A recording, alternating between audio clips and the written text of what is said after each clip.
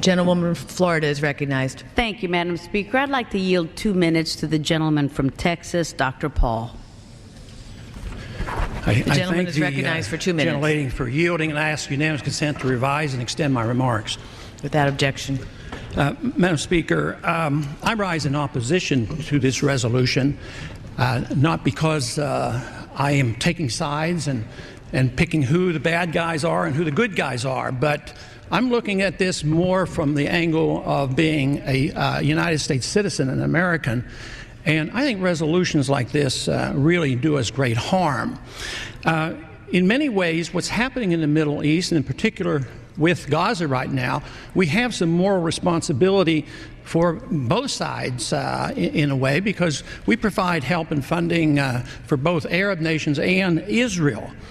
And so we definitely have a moral responsibility, and especially now today, the weapons being used to kill so many Palestinians are American weapons, and American funds essentially are being used for this. But there's a political liability which I think is something that we fail to look at, because too often there's so much blowback from our intervention in areas that we shouldn't be involved in.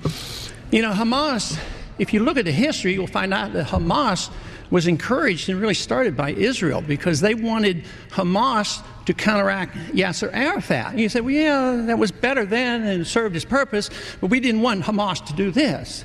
So then we as Americans say, well, we have such a good system, we're going to impose this on the world. We're going to invade Iraq and teach people how to be Democrats. We want free elections. So we encourage the Palestinians to have a free election. They do, and they elect Hamas. So we first indirectly and directly through Israel help establish Hamas. Then we have election. Then Hamas becomes dominant, so we have to kill them. You know, it just doesn't make sense. During the 80s, you know, we were allied with Osama bin Laden.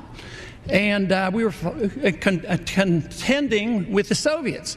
It was at that time our CIA thought it was good if we radicalized the Muslim world. So we financed the madrasa schools to radicalize the Muslims in order to compete with the Soviets. There's too much blowback. There's a lot of reasons why we should oppose this resolution. It is not in the interest of the United States. It's not in the interest of Israel either.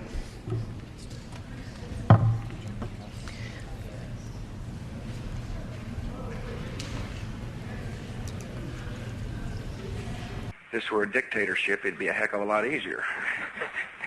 Just so long as I'm the dictator.